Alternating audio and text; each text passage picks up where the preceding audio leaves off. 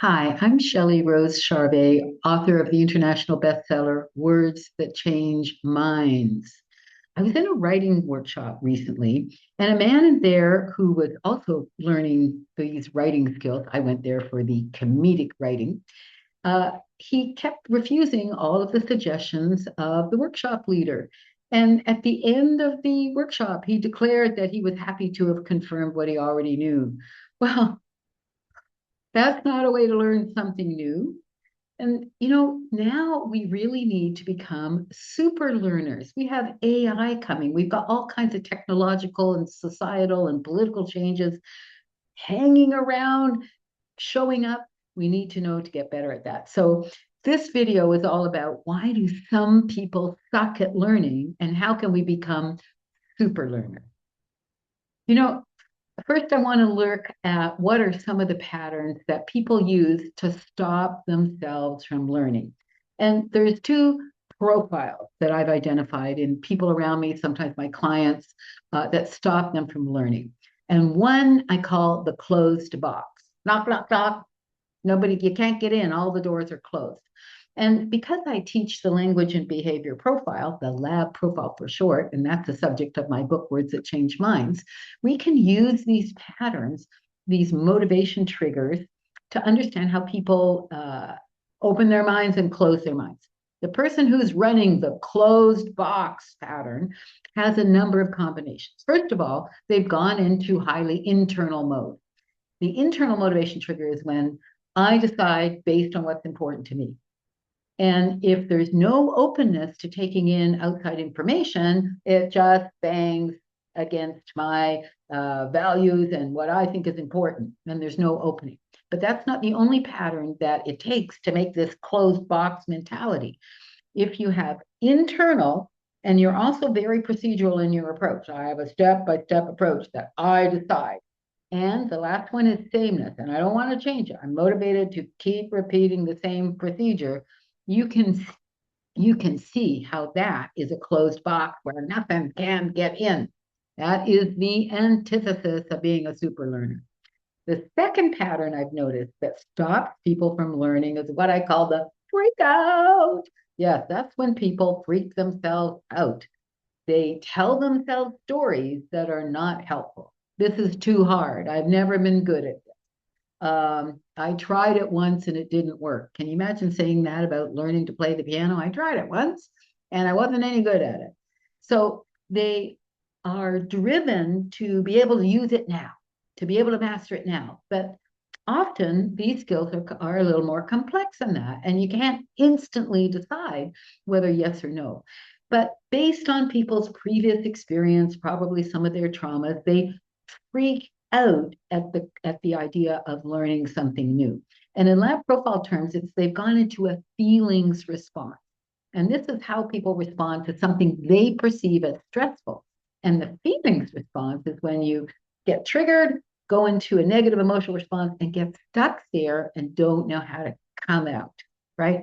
So those are two of the ways people stop themselves from learning. The internal stories they tell themselves about how difficult it is that then they get stressed out about, and the closed box. Like, I know the right way to do things and I never change it. So what do you do instead? How can you become a super learner? And what are the patterns of super learners? So one of the first patterns, and you probably recognize this, you know it already, is super learners are actually attracted to new information, things they don't already know. It's a call within them. They're interested as soon as they see something new. They also like to take in information from the outside that is evaluated and proposed to them. So it's the opposite of being internal. It's what we call being external. So when it comes from the inside, you're open and you just let it in. So when someone's in external mode, they like to get guidance or feedback or expert input. It means they're open. They're not already judging it by what they already think is important. They're open. So they've got this difference pattern. That means they're attracted to new. They're open to guidance or information from the outside. That's the external piece. And they have another pattern. And I call this the options pattern. And that's when you're in a mode where you're driven to create alternatives and look at how things fit in other realms, because super learners are part of that small group of people who can take an idea from one realm and twist it and turn it and see how it fits and how it works in another realm. Another thing about super learners, they're kind of driven to implement. So it's not enough to generate ideas. Those are the creative types we know. Super learners go the next step and figure out how to implement it. What steps need to be followed. So not only do they have options, they also know the procedure for implementing it. And the last thing they have as a pattern is they know what is relevant and what is not relevant. That means they have the ability to zoom out, what we call the general pattern, where they get an overview, and determine that based on what they're trying to do and the goals they're trying to get to, or the problems they're trying to solve, they can figure out what is relevant and what's a distraction. If they don't have that ability, they can be all over the map exploring all kinds of things that is not necessarily relevant. Or somebody I worked with recently had a ton of ideas of things that we could implement, but they were too general, too vague. It wasn't clear what the deliverable needed to be. So that ability to zoom out and then hone in, be both general, overview, specific, and detailed. Summary: superpowers, the superpower of super learning. What are the patterns? You need to be attracted to new information, have a difference trigger what's new, open to ideas that come from the outside, the ability to create alternative ways of using these ideas, driven to implement by following the procedure, and knowing what's relevant, because there's tons of stuff going on out there, and what's not, by zooming out and zooming in. So what are some tips for teachers and learners? So if you're training or teaching people and you want to help them be better super learners, make sure you establish credibility, rapport, and trust with your group. For people to become external to you and take in what you're saying, they need to believe that you have some expertise. That's the credibility part. Establish credibility and make sure you're on the same wavelength with them. Understand what's motivating them. Why are they here? What do they want? To establish rapport and demonstrate that you are willing to meet their needs. That's how you establish trust. Then you can begin to help them get into this mode of super learners, right? Because now you have the credibility and you can suggest experiences that they can have that will then expand their mind. But before, first thing, you need to establish credibility, rapport, and trust. What about being a super learner yourself?